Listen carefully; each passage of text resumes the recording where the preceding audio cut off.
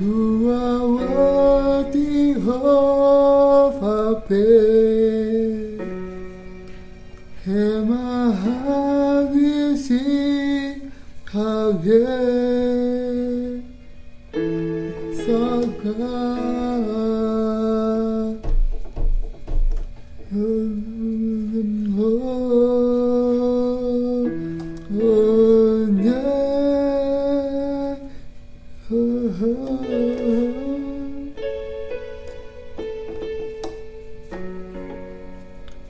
Is our God, oh, we see how great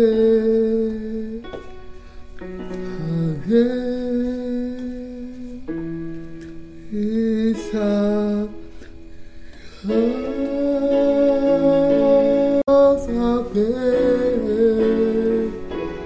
and my heart will sing how great is our God. Oh,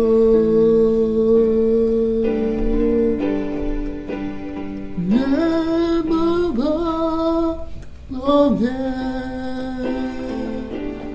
You are worthy of our praise, and my heart will sing how great is our God. Oh, never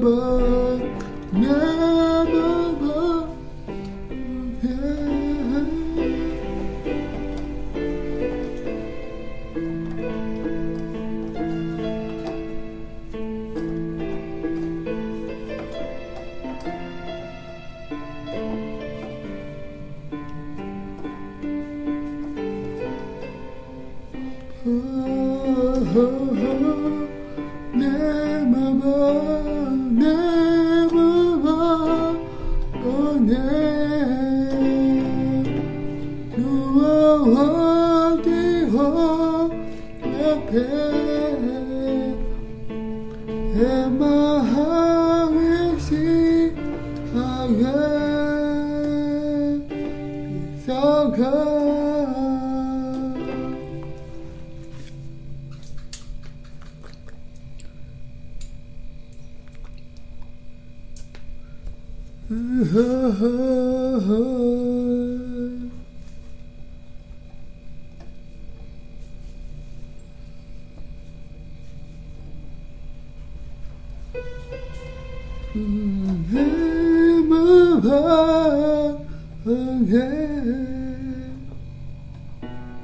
You are worthy of our praise, and my heart will sing how great, and my heart will sing how great, and my heart will sing how great is our God. Oh, how great is our God. Sing with me, how great is our God. Oh, 의지하게 하게 이사가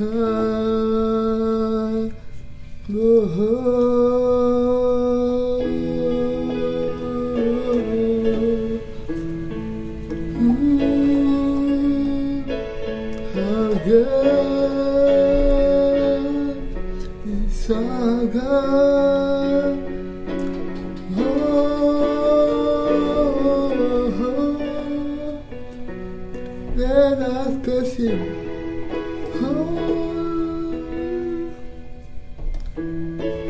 We worship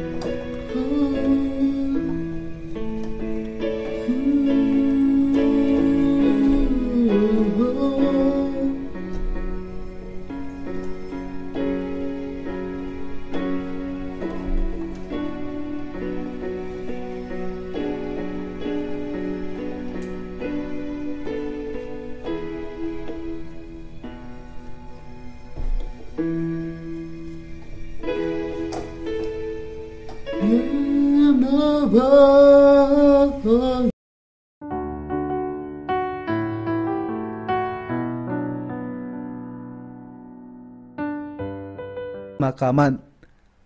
Dan waktunya segera akan tiba. Kita akan bertemu di pantai yang indah. Kita akan bertemu di pantai yang indah. Ketika kita mati, kita akan menyeberangi sungai Yordan. Sungai Yordan adalah sungai kematian.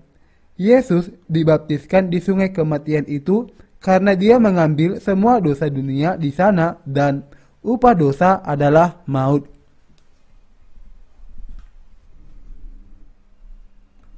Baptisan yang menanggungkan dosa-dosa kita.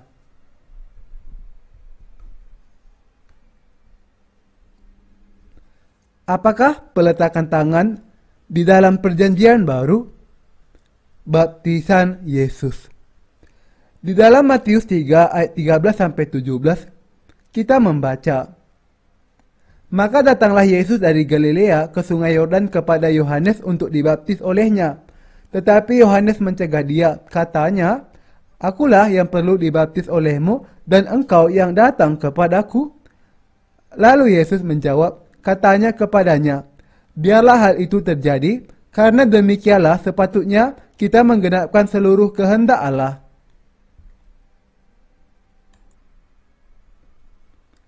Dan Yohanes pun menurutinya. Sesudah dibaptis, Yesus segera keluar dari air, dan pada waktu itu juga langit terbuka dan ia melihat Roh Allah seperti burung merpati turun ke atasnya. Lalu terdengarlah suara dari sorga yang mengatakan, inilah anak yang kukasihi, kepadanyalah aku berkenan. Yesus datang ke sungai Yordan dan dibaptis oleh Yohanes Pembaptis. Baptiskanlah aku. Tetapi akulah yang perlu dibaptis olehmu dan engkau yang datang kepadaku. Imam besar surgawi dan imam besar dunia bertemu. Menurut surat Ibrani, Yesus Kristus ialah imam besar untuk selama-lamanya menurut peraturan Melkisedek. Dia tidak memiliki silsilah. Dia bukan keturunan Harun, bukan juga keturunan siapapun.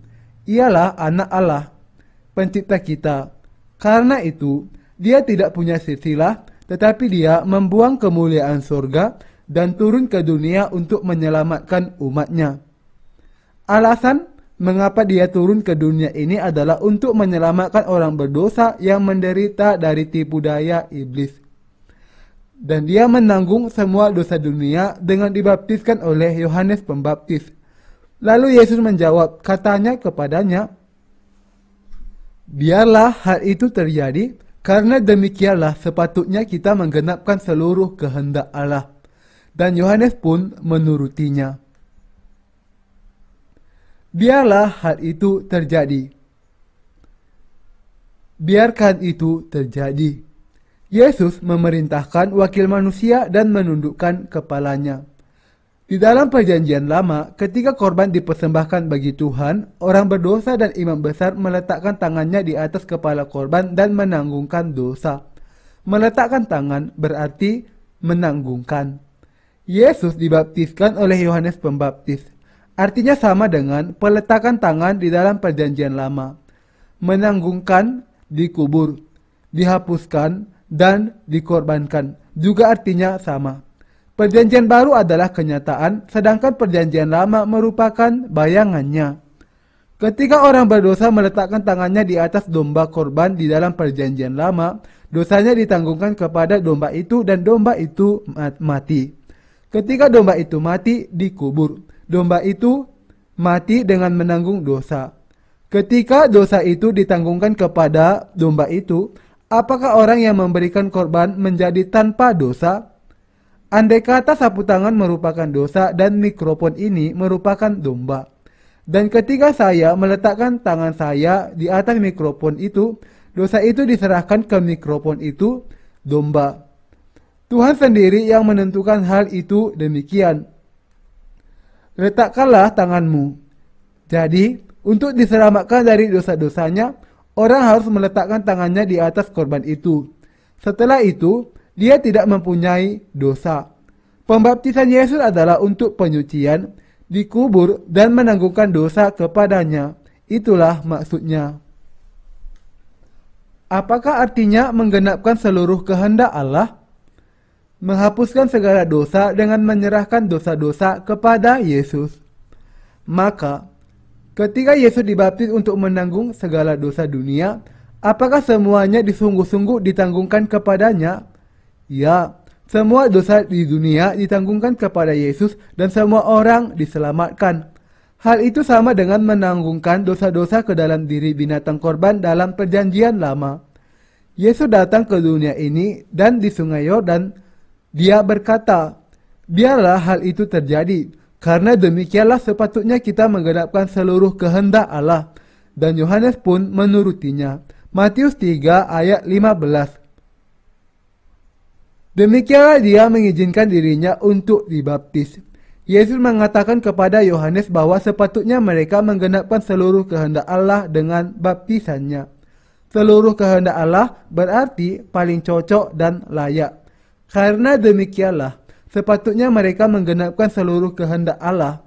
Itu berarti sepatutnya Yohanes membaptiskan Yesus dan Yesus dibaptis oleh Yohanes untuk menanggung semua dosa kepadanya.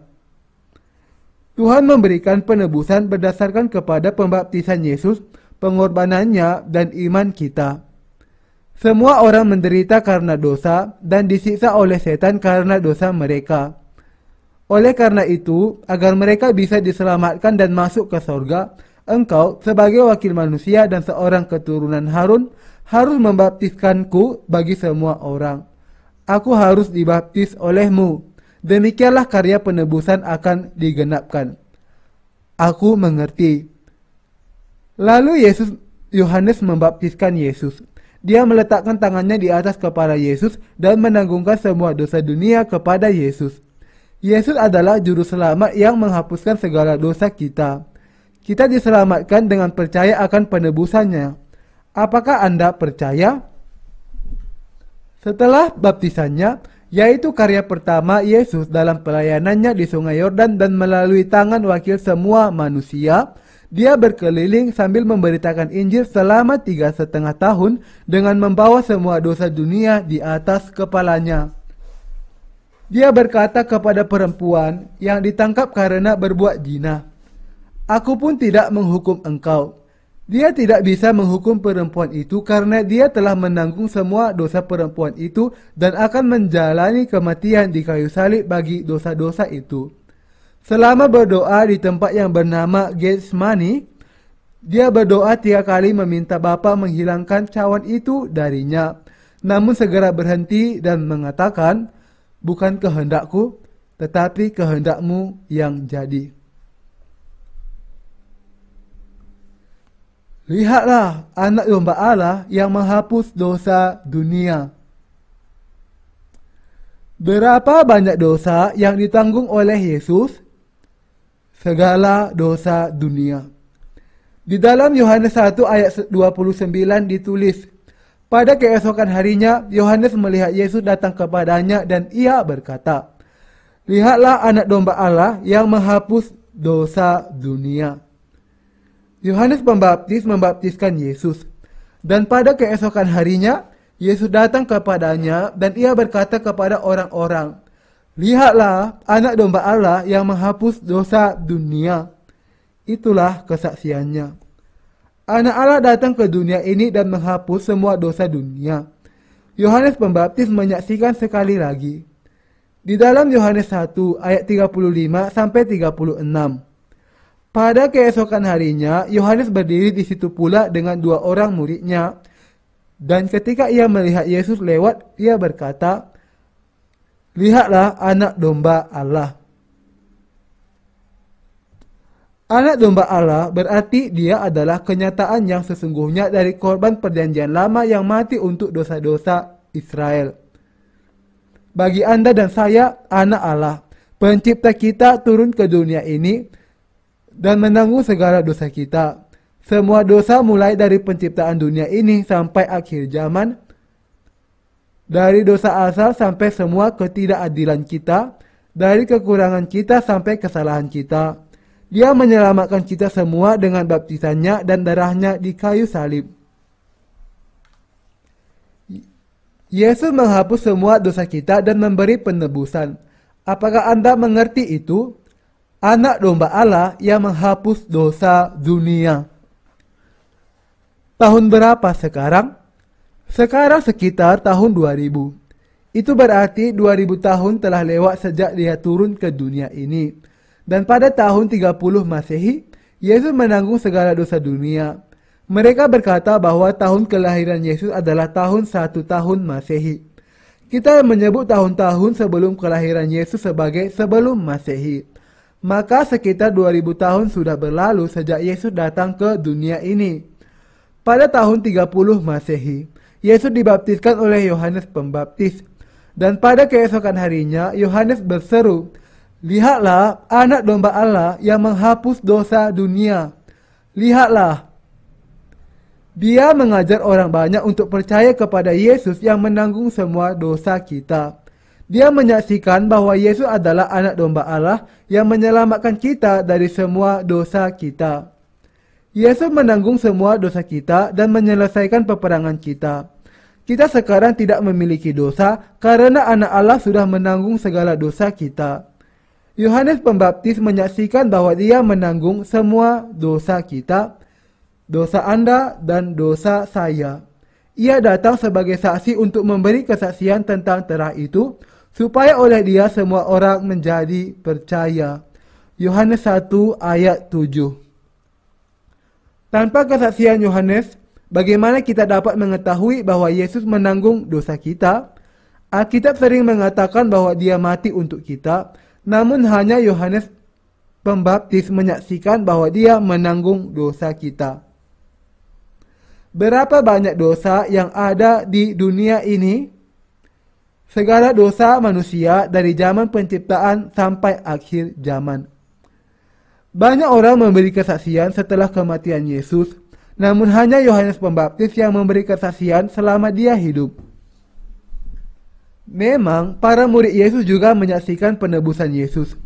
Mereka bersaksi bahwa Yesus menghapuskan dosa-dosa kita, bahwa dia ialah juru selamat. Yesus menanggung dosa di dunia. Sekarang, Anda belum berusia 100 tahun? Yesus menghapuskan dosa di dunia ketika dia berumur 30 tahun. Sekarang, pikirkanlah diagram berikut.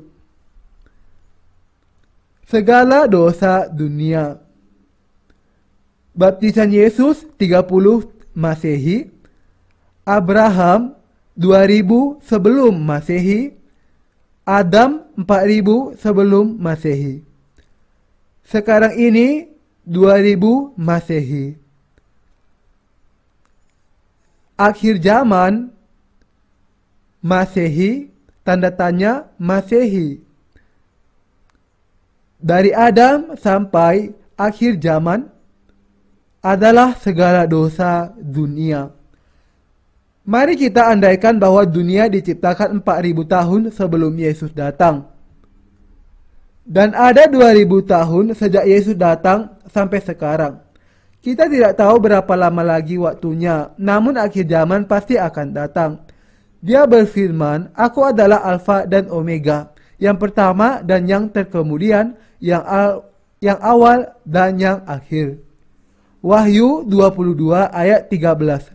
Dengan demikian, akhir zaman pasti akan datang, dan kita berada di titik yang ditujukan tahun 2021. Kristus menghapus dosa-dosa kita pada tahun 30 Masehi, dan itu 3 tahun sebelum dia mati di kayu salib. Anak domba Allah yang menghapus dosa dunia. Dia menghapus dosa dunia, dosa-dosa Anda dan saya. Kita berada sekitar 2000 tahun dari saat kematian Yesus. Kita sedang hidup sekitar 2000 tahun setelah Yesus menanggung dosa kita. Dan kita masih hidup dan berdosa hari dan tahun ini. Yesus adalah domba Allah yang menghapus dosa dunia. Kita mulai hidup di dunia ini sejak saat kita dilahirkan. Apakah kita semua berdosa dari saat waktu kita dilahirkan atau tidak? Kita berdosa. Marilah kita memeriksa seluruhnya. Dari hari saat kita dilahirkan sampai saat kita berumur 10 tahun. Apakah kita berdosa atau tidak? Kita berdosa. Dosa-dosa itu ditanggung oleh Yesus atau tidak? Dosa kita ditanggungnya. Karena segala dosa ditanggung oleh Yesus. Dia adalah juru selamat. Kalau tidak demikian, bagaimana dia dapat menjadi juru selamat kita? Segala dosa ditanggung oleh Yesus. Mulai dari 11 hingga 20 tahun, kita berdosa atau tidak? Kita berbuat dosa dalam hati kita, dalam perbuatan. Kita sangat pandai berdosa. Kalau sudah tahu bahwa kita tidak boleh melakukan dosa, tetapi kita dengan mudah jatuh dan melakukan dosa. Dan Tuhan mengatakan kepada kita bahwa dosa-dosa kita ditanggungkan kepada Yesus. Ia mengetahui keberadaan kita sehingga dia menghapus semua dosa-dosa kita. Berapa lama biasanya kita hidup di dunia ini? Katakan saja sampai sekitar 70 tahun. Kalau kita mengumpulkan semua dosa yang kita lakukan selama 70 tahun, berapa banyaknya? Kalau kita muatkan dosa itu pada truk yang kapasitas 8 ton, barangkali diperlukan lebih dari 100 truk. Coba bayangkan berapa banyak dosa yang akan kita lakukan dalam seumur hidup kita. Apakah itu dosa-dosa dunia atau bukan? Itu termasuk dosa dunia. Kita melakukan dosa juga antara usia 20 dan usia 30, dan itu juga termasuk dosa dunia. Juru selamat manusia Yesus Kristus. Berapa banyak dosa dihapus Yesus? Semua dosa nenek moyang kita, dosa kita dan keturunan kita sampai dunia ini berakhir. Yesus berkata bahwa dia menghapuskan segala dosa. Yesus tidak dapat berbicara kepada dirinya sendiri. Baptiskan aku. Oleh karena itu Allah terlebih dahulu mengirim hambanya, Yohanes, yang dipilih menjadi wakil manusia. Namanya disebutkan orang, penasehat ajaib, Allah yang perkasa, Bapa yang kekal, Raja damai.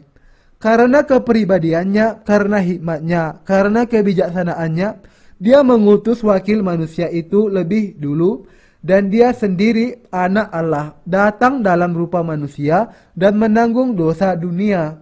Keselamatan yang sangat indah, bukan? Indah sekali, bukan? Maka, sekali saja dengan dibaptiskan oleh Yohanes Pembaptis, dia menanggung semua dosa manusia di seluruh dunia dan membebaskan manusia dari dosa dengan disalibkan. Dia membebaskan kita semua. Bayangkan semua dosa Anda mulai usia 20 sampai 30 tahun, usia 30 sampai 40, 40 sampai 60, sampai 70, 100 tahun. dan masa kanak-kanak Anda.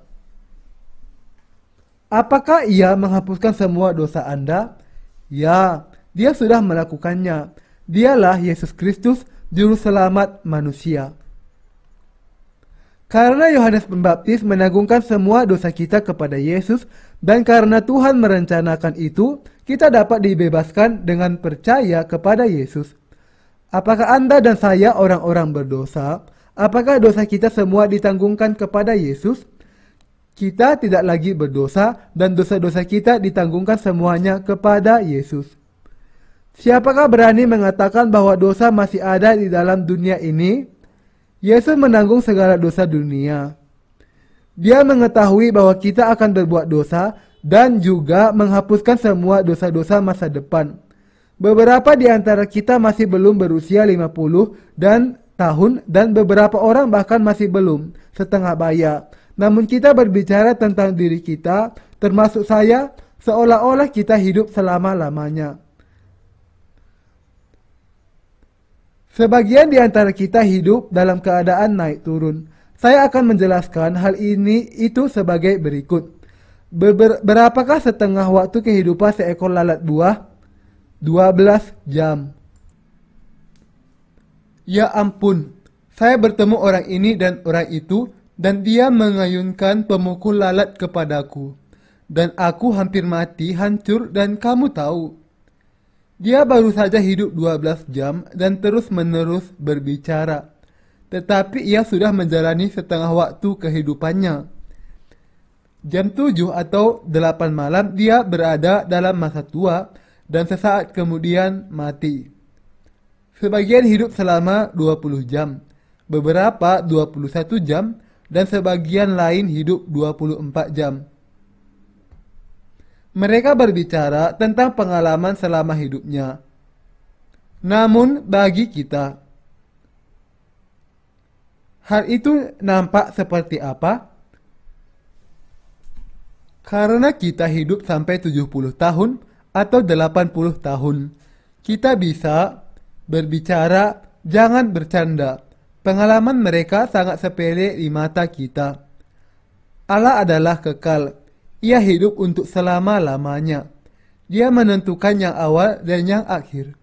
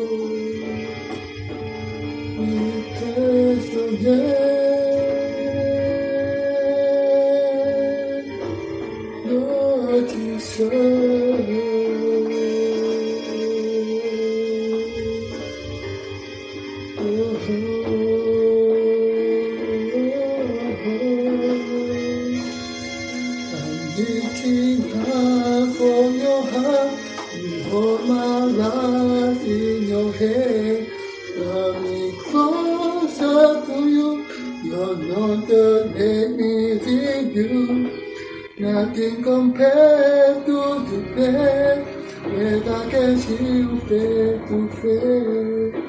The morning is beginning to. Oh.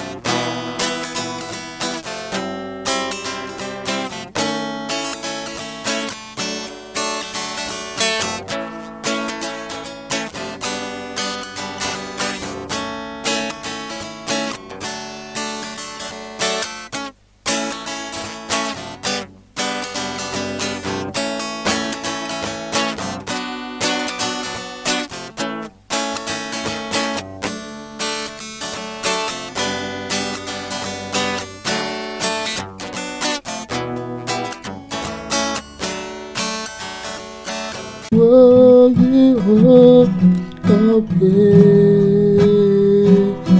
Enaha Kising hage Aga